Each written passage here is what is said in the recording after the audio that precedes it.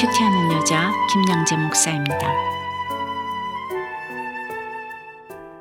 오늘 큐티인 말씀은 창세기 46장 8절에서 27절까지입니다.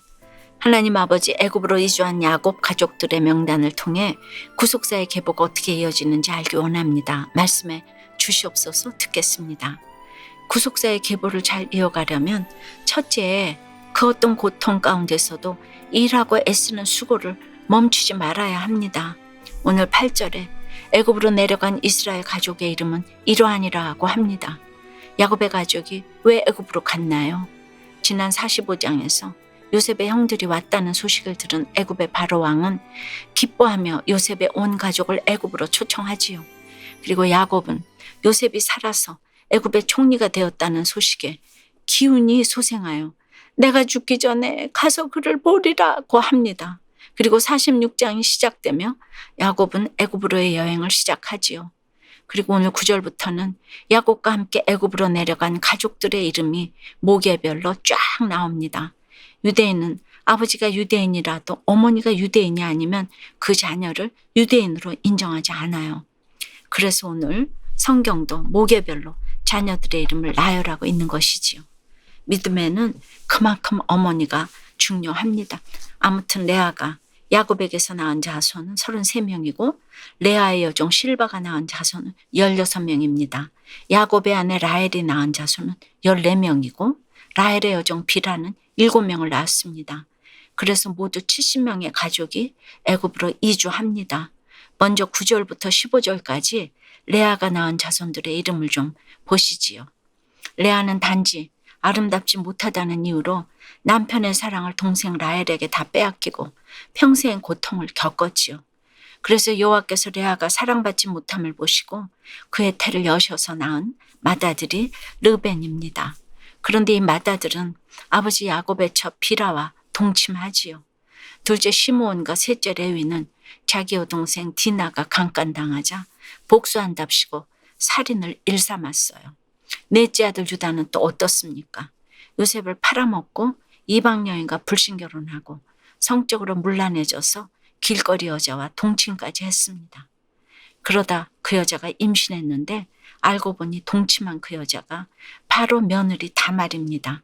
오늘 12절에 이름이 올라있는 베레스가 바로 며느리 다말과 시아버지 유다 사이에서 태어난 자손입니다. 참 콩가루 집안 아닙니까? 정말 손가락질 받을 수밖에 없는 집안인데 이 레아를 통해 유다를 통해 베레스를 통해 예수님이 오십니다. 레아의 이름에는 일하다 애쓰다 지치다라는 뜻이 있습니다.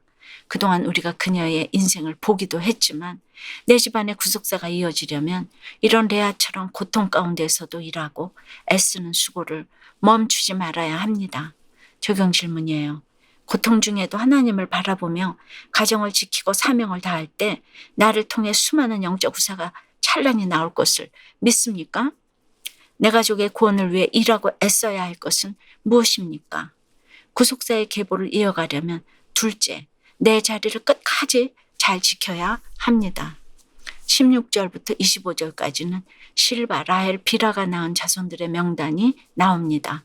그런데 앞서 레아에 대해서는 야곱의 아내 레아라는 말이 1절 없었는데 19절에 보니 야곱의 아내 라헬의 아들 곧 요셉과 베냐민요라고 합니다. 야곱은 이렇게 끝까지 두 번째 아내 라헬만 추고라고 아내라고 칭합니다. 믿음의 조상이 차별의 왕인 것입니다. 게다가 라헬은 늦기는 했지만 첫째 아들 요셉을 낳고 그 아들이 그야말로 대박을 터뜨립니다. 레아의 아들은 다 속을 썩이고 있는데 라헬은 어렵게 얻은 아들이 이렇게 홈런을 쳐서 애굽의 총리가 되었습니다. 남편 복, 자식 복이 있는 대로 많은 라헬이지만 마지막으로 낳고 죽은 아들 이름이 베냐민, 즉 베논이 슬픔의 아들이라는 것을 우리는 기억해야 합니다. 그리고 25절에 기록된 라헬의 몸종인 비라의 이름 뜻은 겁이 많다입니다. 게다가 이 비라는 본처 레아의 맏아들 르벤과 통감까지 했지요. 그러니 비라를 통해 태어난 단과 납달리는 배다른 형이 자기 엄마와 통간한 사실을 어떻게 생각했을까요?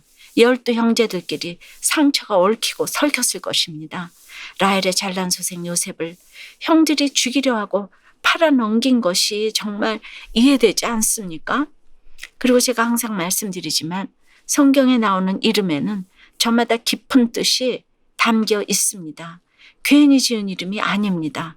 오늘 9절부터 27절까지 나오는 야곱의 가족 이름도 그렇습니다. 하나님의 날, 하나님이 세우신다, 하나님의 의견 등 좋은 뜻도 많이 있지만 나그네, 부정한 자, 벌레, 하나님이 병들게 하심, 삼키다, 싸우다, 덮다, 도망가다, 서두르다, 성미가 급하다, 이런 부정적인 뜻도 적지 않습니다. 이런 가운데서도 레아만큼은 언제나 아들의 이름을 연합하리로다, 찬송하리로다, 후한 선물 이렇게 지으면서 자기의 인생을 해석했어요. 자녀들이 아무리 찌질하고 남편이 문제 많아도 아내의 자리, 엄마의 자리를 잘 지켰습니다. 이런 레아와 라헬을 통해 모든 것을 다 갖추었다고 인생이 행복한 것은 아니라는 것을 성경은 절절히 보여줍니다. 언제나 야곱은 내 아내는 라헬이다 하면서 라헬을 본부인의 반열에 올리고 싶어 했지만 하나님이 본부인으로 인정하신 여인은 며느리와 동침한 유다의 어머니 레아입니다. 레아를 통해 예수님이 오시고 그 이름이 이렇게 영원히 예수님의 계보에 올라 있습니다. 우리가 비록 남편의 사랑을 받지 못해도 자식이 속을 썩여도 내 자리를 지키고 내 가정을 지키는 것이 그래서 너무나 중요합니다. 라헬과 요셉이 아니고 레아와 유다라는 것을 잊지 말아야 합니다. 그런데 여러분은 어떻습니까? 여러분의 선택은 레아입니까? 라헬입니까? 요셉입니까? 유다입니까? 그래도 예쁜 라헬이 좋고 공부 잘하는 요셉이 너무 좋지요. 내 집안의 구속사의 계보가 잘 이어질 수 있도록 끝까지 인내해야 할 것은 무엇입니까? 공동체에 붙어가며 내연녀의 죄 고백을 통해 최고의 위로를 얻었다는 한 집사님의 큐티인 묵상 간증이에요. 저는 몇 해 전 남편의 외도가 드러나면서 이혼했어요. 이혼 남편에게 사랑받지 못한 열등감과 두 아이를 홀로 책임져야 한다는 압박감에 힘겨울 무렵 지인의 소개로 교회에 다니게 되었어요. 그리고 소그룹 모임에 나가서는 남편의 외도를 탓하며 억울하다는 나눔만 했는데 어느 날 한 집사님이 집사님 제가 대신 사과할게요. 제가 바로 안에 있는 남자와 바람을 피웠던 내연녀예요. 저를 용서해 주세요. 하며 저를 꼭 안아주었어요. 그러자 제 가슴 한쪽에 묻어둔 커다란 쇳덩어리가 순식간에 사라진 것처럼 홀가분해지면서 하염없이 눈물이 흘렀어요. 오늘 12절에 며느리와 동침하고 자기 수치를 인정한 유다 같은 그분의 고백은 제게 최고의 위로가 되었지요. 이처럼 서로 편견 없이 자기 죄를 고백하고 함께 울고 웃는 공동체에 붙어만 가다 보니 어느새 저도 교만과 편견, 혈기로 가정을 깬 저의 죄가 깨달아지고 그 은혜로 남편과 재결합할 수 있었답니다. 저의 적용은 믿지 않는 친정 식구들에게 제 간증이 실린 큐티인을 선물로 보내겠습니다. 구원을 가로막는 저의 편견을 적어보고 소그룹 모임에서 솔직히 나누겠습니다. 입니다. 여러분 이것이 말씀의 위력인 것 같아요. 구속사가 깨달아지면 이 소그룹에서 하지 않아도 될 이런 고백을 통해 자기 죄를 보며 꼭 안아주었을 때 정말 이렇게 다른 죄가 그냥 깨달아져서 이렇게 주 안에서 한 지체가 되는 놀라운 역사가 일어나게 되는 것. 바로 이것이 말씀 묵상의 위력이 아닌가 싶어요. 구속사의 계보를 잘 이어가려면 그 어떤 고통 가운데서도 일하고 애쓰는 수고를 멈추지 말아야 합니다. 내 자리를 끝까지 잘 지켜야 합니다. 그리고 오늘 27절에 야곱의 집 사람으로 애굽에 이른 자가 모두 70명이었더라고 합니다. 하나님은 아브라함에게 큰 민족을 이루리라고 약속해 주셨는데 215년 만에 고작 70명 뿐입니다. 게다가 너무나도 찌질하고 약해 보입니다. 그렇다고 형제가 두터웠습니까?